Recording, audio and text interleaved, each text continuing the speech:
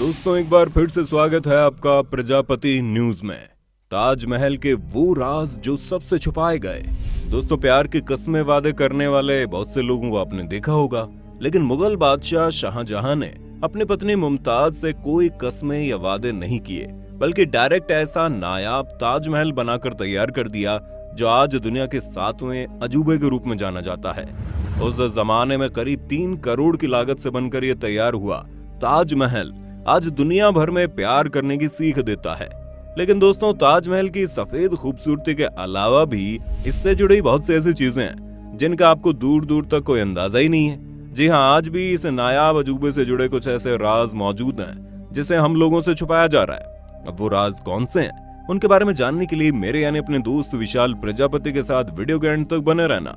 लेकिन हाँ, वीडियो शुरू करने से पहले एक छोटी सी रिक्वेस्ट है। वीडियो के नीचे रेड कलर का सब्सक्राइब बटन दिख रहा होगा, उस पर क्लिक करके सब्सक्राइब कर लें और साइड में बेल आइकॉन भी दिख रहा होगा, उस पर भी क्लिक कर लें ताकि आपको वीडियो मिले सबसे पहले। ताजमहल से जुड़े सबसे रोचक फैक्ट हम आपको बता दें कि ताजमहल बनवाने के लिए आगरा पहली चॉइस नहीं था। असल में ताजमहल के लिए जो सबसे पहली जगह चुनी गई थी वो मध्य प्रदेश का बुरहानपुर था। यही वो जगह थी जहां पर सबसे पहले ताजमहल बनने वाला था और ये जगह शाहजहां की खास पसंद की भी थी। लेकिन इस जगह पर सफेद संगमरमर की कमी थी। अब आप इसे बुरहानपुर की बदकिस्मती कहिए या फिर आगरा की खुशकिस्मती, क्योंकि किसी एक कारण की वजह से इस जगह का नाम इतिहास के पन्नों में दर्ज होने से रह गया।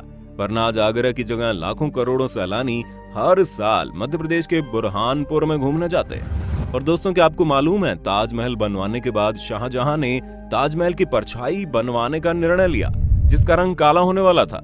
जी हाँ, शाहजहां एक काले रंग का भी ताजमहल बनवाना चाहते थे जिसकी उन्होंने तैयारी भी कर दी थी, क्योंकि शाहजहां खुद को मुमताज की परछाई के रूप में रखना चाहता था। इसलिए उसकी इच्छा थी कि मौत के बाद उसे इसी काले ताजमहल में दफनाया जाए। और इस काले ताजमहल का जिक्र एक यूरोपियन ट्रैवलर ने अपने लेख में साफ साफ किया है जो शाहजहां के वक्त भारत आया था। यूरोपियन ट्रैवलर के अनुसार शाहजहां यमुना के किनारे ही एक काला ताजमहल बनाने की योजना बना रहे थे। लेकिन जब औरंगजेब ने अपने पिता शाहजहां को बंदी बना लिया तो इस काले ताजमहल का सपना ही बनकर रह गया। अब सवाल काफी कंट्रोवर्शियल है, जिसके बारे में कहा जाता है कि ताजमहल बनवाने वाले मजदूरों के हाथ शाहजहां ने कटवा दिए थे। तो दोस्तों ये बात सरासर गलत है। शाहजहां ने किसी भी मजदूर के हाथ नहीं कटवाए थे।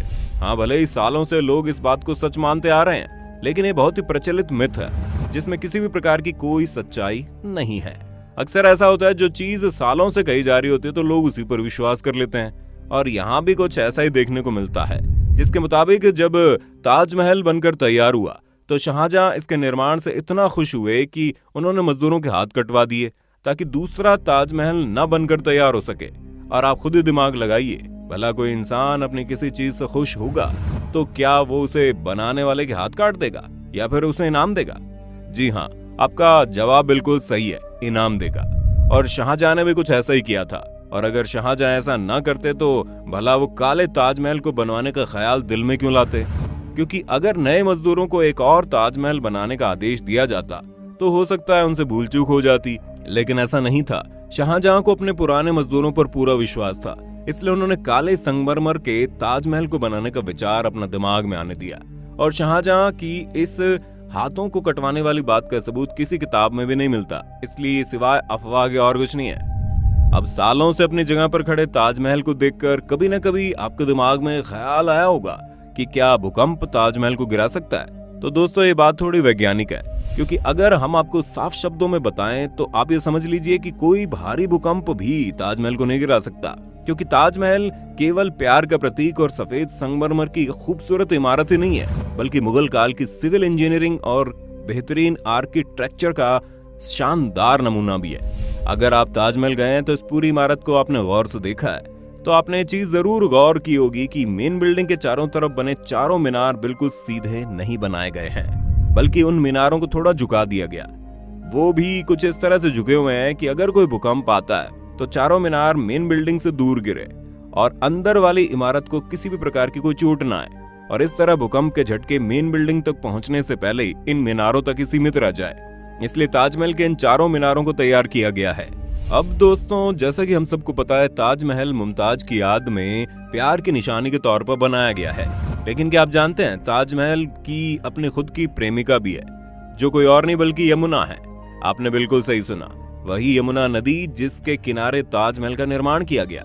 और हम ऐसा इसलिए कह रहे हैं क्योंकि जिस तरह एक प्रेमिका प्रेमी को जब छोड़कर जाती है तो प्रेमी के शरीर से प्राण निकल जाते हैं, ठीक उसी तरह अगर यमुना ताजमहल को छोड़कर चली गई तो ताजमहल का अस्तित्व खत्म हो जाएगा। हम इस कहानी को एक लव स्टोरी की तरह इसलिए सुना रहे हैं क्योंकि ताजमहल की जो नींव है वो असल में लकड़ियों से बनकर तैयार हुई है। अब आप ये सोचकर हैरान हो सकते हैं कि भला 300 साल पुरानी इस इमारत की नींव लकड़ी से कैसे बनी हो सकती है। तो दोस्तों, ये बात बिल्कुल सच है, परंतु ताजमहल की नींव को बनाने के लिए आबनूस की लकड़ियों का इस्तेमाल किया गया है। आपकी जानकारी के लिए बता दें, आबनूस की लकड़ी एक तरह से पत्थर की तरह होती है, जो आम लकड़ियों की तरह पानी में तैरती नहीं बल्कि डूब जाती है। इन लकड़ियों की खासियत यह है कि इनमें दीमक नहीं लगता। साथ ही साथ अगर इन लकड़ियों में 30% से ज्यादा नमी बनी रहे तो आबनूस की लकड़ी कभी भी खराब नहीं होती। ऐसे में ताजमहल के केस में भी कुछ ऐसा ही देखने को मिलता है। नींव के रूप में लगी इन लकड़ी का संपर्क डायरेक्ट यमुना नदी से है, जो इन लकड़ियों में नमी बनाए रखती है, जिसकी वजह से लकड़ियां सालों साल बिना खराब हुए ताजमहल को मजबूती दे रही हैं। उम्मीद है आज की वीडियो में आपको ताजमहल के बारे में काफी कुछ जानने का मौका मिला होगा। अब आपका वीडियो के बारे में क्या कहना है कमेंट में बताइए, और इसी तरह की वीडियोस देखते रहने के लिए हमारे चैनल प्रजापति न्यूज को सब्सक्राइब करना ना भूलें। और हाँ, हम फिर मिलेंगे नई वीडियो में, तब तक के लिए जय हिंद जय भारत। दोस्तों, आपकी स्क्रीन पे 2 और वीडियोस दिख रही हैं, जिसे देखने के लिए आप इस स्क्रीन पर क्लिक करें। दोनों देखिएगा, बहुत अच्छी वीडियो बनी है।